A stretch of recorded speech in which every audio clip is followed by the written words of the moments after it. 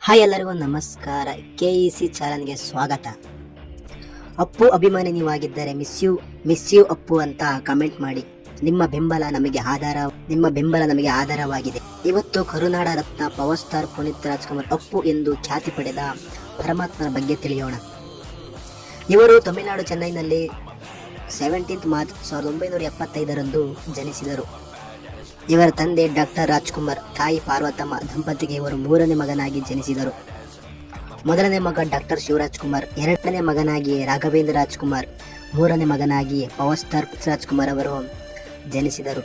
ತದನಂತರ ಇವರು ಮೊದಲು ಬಾಲನಟನಾಗಿ 6 ತಿಂಗಳು ಇರುವಾಗಲೇ ಪ್ರೇಮದ ಕಾಣಿಕೆ ಎಂಬ ಸಿನಿಮಾದ ತೆರೆಯ ಮೇಲೆ ಕಾಣಿಸಿದ್ದಾರೆ. ಆನಂತರ ವಸಂತ ಗೀತ 1980, ಭಾಗ್ಯವಂತ 1981, ಚಲಿಸುವ ಮೋಡಗಳು 1982, 2 ನಕ್ಷತ್ರ 1983, ಭಕ್ತ ಪ್ರಹ್ಲಾದ 1983, ಯಾರಿವನು 1984, ಬೆಟ್ಟದೋವು 1985. ಈ ಬೆಟ್ಟದೋವು ಎಂಬ ಚಿತ್ರಕ್ಕೆ ರಾಮು ಎಂಬ ಪಾತ್ರದಲ್ಲಿ ಕಾಣಿಸಿಕೊಂಡಿದ್ದರು. ಹಾಗೂ ಈ ಚಿತ್ರದಲ್ಲಿ ಪುನೀತ್ ರಾಜ್ಕುಮಾರ್ ಅವರು ಅಭಿನಯ ನೋಡಿ ಅತ್ಯುತ್ತಮ ಬಾಲ ಕಲಾವಿದ ಪ್ರಶಸ್ತಿಯನ್ನು ಪಡೆದರು. ಅನಂತರ ಪುನೀತ್ ರಾಜ್ಕುಮಾರ್ ಅವರು ದೊಡ್ಡ ತೆರೆಯ ಮೇಲೆ ತಾವೇ ಮುಖ್ಯ ಪಾತ್ರದಲ್ಲಿ 2002ರಲ್ಲಿ ಅಪ್ಪು ಎಂಬ ಸಿನಿಮಾದ ಮೂಲಕ ಸಿನಿಮಾ ರಂಗಕ್ಕೆ ಪಯಣ ಶುರು ಮಾಡಿದ್ದರು. ಇವರು ಸಿನಿಮಾ ರಂಗಕ್ಕೆ ಬರುವ ಮೊದಲು ಇವರ ಮೊದಲ ಹೆಸರು ಲೋಹಿತ್ ಎಂಬುದಾಗಿತ್ತು. ಅನಂತರ ಇವರು ಚಿತ್ರದ ನಟನೆ ಅಲ್ಲದೆ ಗಾಯಕ ಮತ್ತು ದೂರದರ್ಶನ ನಿರೂಪಕ ಮತ್ತು ಸಿನಿಮಾದ ನಿರ್ಮಾಪಕರಾಗಿಯೂ ಸಿನಿಮಾ ರಂಗಕ್ಕೆ ಸೇವೆ ಸಲ್ಲಿಸಿದ್ದರು.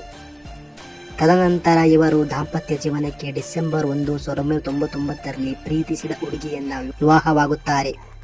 ಪತ್ನಿಯ ಹೆಸರು ಅಶ್ವಿನಿ ರೇವಂತ್. ಇವರಿಗೆ 2 ಪುತ್ರಿಯರು, ಧೃತಿ ಮತ್ತು ವಂದಿತಾ. ಪುನೀತ್ ರವರು 2012ರಲ್ಲಿ ಕನ್ನಡದ ಕೋಟ್ಯಾಧಿಪತಿ ಎಂಬ ಶೋವನ್ನು ನಡೆಸಿಕೊಡುತ್ತಿದ್ದರು. ಇದು ಇವರ ನಿರೂಪಣೆಯಲ್ಲಿ ನಡೆದ ಕಾರಣ ಯಶಸ್ವಿಯಾಗಿ ಹೊರಹೊಮ್ಮಿತು. 1, 2, 4 ಸೀಸನ್ಗಳನ್ನು ಪುನೀತ್ ರವರು ನಡೆಸಿಕೊಟ್ಟರು. 3ನೇ ಸೀಸನ್ ರಮೇಶ್ ಅರವಿಂದನ್ ಅವರು ನಡೆಸಿಕೊಟ್ಟರು. ಪುನೀತ್ ರವರು ಕರ್ನಾಟಕ ಹಾಲು ಒಕ್ಕೂಟದ ನಂದಿನಿ ಹಾಲಿನ ಉತ್ಪನ್ನಗಳ ಬ್ರ್ಯಾಂಡ್ ರಾಯಭಾರಿಯಾಗಿದ್ದರು. ಹಾಗೂ ಪ್ರೀಮಿಯರ್ ಲೀಗ್ ಕ್ರಿಕೆಟ್ ತಂಡ ರಾಯಲ್ ಚಾಲೆಂಜರ್ಸ್ ಬೆಂಗಳೂರು ಬ್ರ್ಯಾಂಡ್ ರಾಯಭಾರಿಯಾಗಿದ್ದರು. ಸಾಮಾಜಿಕ ಕಾರ್ಯಗಳ ಬಗ್ಗೆ ಪುನೀತ್ ರವರು ಎಲ್ಲಿಯೂ ಹೇಳಿಕೊಳ್ಳುತ್ತಿರಲಿಲ್ಲ.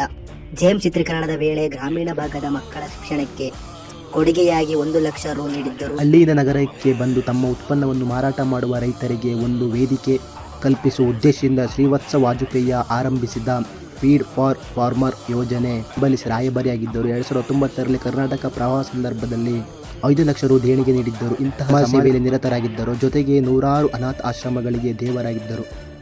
ಇಂತಹ ಮನಸ್ಸಿರುವ ವ್ಯಕ್ತಿ ಇಂದು ನಮ್ಮೊಂದಿಗೆ ಇಲ್ಲ ಎಂಬ ಸಂಕಟ ನಮ್ಮನ್ನು ಬಿಡದೆ ಕಾಡುತ್ತಿದೆ. ಅಕ್ಟೋಬರ್ 29, 2021ರಲ್ಲಿ ಎದೆನೋವು ಎಂಬ ಕಾರಣಕ್ಕೆ ಬೆಂಗಳೂರು ವಿಕ್ರಮ ಆಸ್ಪತ್ರೆಗೆ ಹೋದ ವ್ಯಕ್ತಿ ಮತ್ತೆ ಮನೆಯ ಕಡೆ ಪ್ರಯಾಣಿಸಲೇ ಇಲ್ಲ. ವಿಧಿಯಾಟಕ್ಕೆ ತುತ್ತಾಗಲೇಬೇಕಾಗಿತ್ತು. ಅಂದು ಕರ್ನಾಟಕ ಶ್ಲೋಕದಿಂದ ಕಣ್ಣೀರು ಹರಿಸುತ್ತಿತ್ತು. ಅದೆಷ್ಟು ಕೂಗಿದರೂ ಬರಲೇ ಇಲ್ಲ. ಲಕ್ಷಾಂತರ ಜನರಿಗೆ ಮಾದರಿ ವ್ಯಕ್ತಿಯಾಗಿದ್ದ ಅಪ್ಪು ಸಾವಿನಲ್ಲೂ ತನ್ನ ಕಣ್ಣುಗಳನ್ನು ದಾನ ಮಾಡುವ ಮೂಲಕ ಸಾರ್ವಭೌಮತೆ ತೋರಿಸಿದ್ದಾರೆ. ಇಂದು ಅಪ್ಪು ನಮ್ಮೊಂದಿಗೆ ಸದಾ ಇರುತ್ತಾರೆ ಎಂಬ ಭಾವನೆಯಲ್ಲಿ ಇರೋಣ. ಜೈ ಅಪ್ಪು ಬಾಸ್. ಇಂದು ಇವರ ಗೋರೆ ಬೆಂಗಳೂರಿನ ಕಂಠೀರವ ಸ್ಟುಡಿಯೋದಲ್ಲಿದೆ.